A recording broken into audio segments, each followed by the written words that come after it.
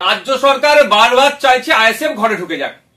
সেই জন্য আজকে কলকাতা হাইকোর্টে রাজ্য সরকারের পক্ষ থেকে অ্যাডভোকেট জেনারেল বারবার বলছিলেন যে ফাউন্ডেশন ডে তথা অধিকার দিবসটা যেন ইনডোরে হোক, যে কোনো ইনডোর চাইলে সেখানে দিয়ে দেবে।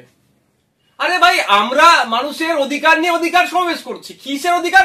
যেভাবে কেন্দ্র সরকার কালা বিল অ্যামেন্ডমেন্ট আছে, ওয়াকফ সম্পত্তি দখল করে নেওয়ার চেষ্টা করছে, কেন্দ্র সরকারের এই অ্যামেন্ডমেন্টের বিরুদ্ধে আমরা অধিকার সমাবেশ করছি। আদিবাসীদের জল জমি জঙ্গলের স্বাভাবিক অধিকার কেড়ে নেওয়ার চেষ্টা করছে কেন্দ্র সরকার, তার বিরুদ্ধে বলছি আমরা। নিত্য প্রয়োজনীয় জিনিসের দাম বেড়ে যাচ্ছে, সেগুলোকে কমানোর কথার জন্য অধিকার সমাবেশ ছিল। জাতভিত্তিক জনগণনার জন্য অধিকার সমাবেশ ছিল। যেভাবে বিভিন্ন রাজ্যে মুসলমান হওয়ার জন্য, দলিত হওয়ার জন্য, আদিবাসী হওয়ার জন্য পিটিএ মেরে দিচ্ছে, তার বিরুদ্ধে, মহিলাদের উপরে যে অত্যাচার চলছে তার বিরুদ্ধে আমরা এখানে সেগুলো বন্ধের জন্য অধিকার সমাবেশ ডেকেছিলাম। আমাদের বাড়ির মেয়ে তিলোত্তমার সাথে যেভাবে অন্যায় হলো, তার প্রকৃত যারা এর সাথে যুক্ত প্রত্যেকের সর্বোচ্চ শাস্তির জন্য আমরা অধিকার সমাবেশ ডেকেছি।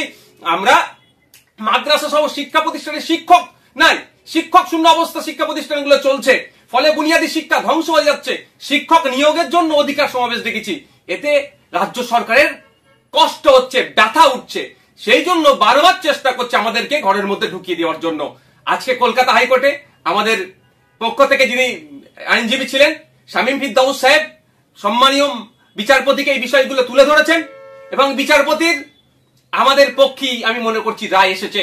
রাজ্য সরকারের মুখ পুড়েছে, এদিকে দিয়ে আমাদের সমাবেশকে আটকাতে পারল না। আমাদের ওখানেই শহীদ মিনার চত্বরে বেলা 12টা থেকে আগামীকাল সমাবেশ হচ্ছে, সেটা কলকাতা হাইকোর্টের রায়কে মান্যতা দিয়ে আমরা করব।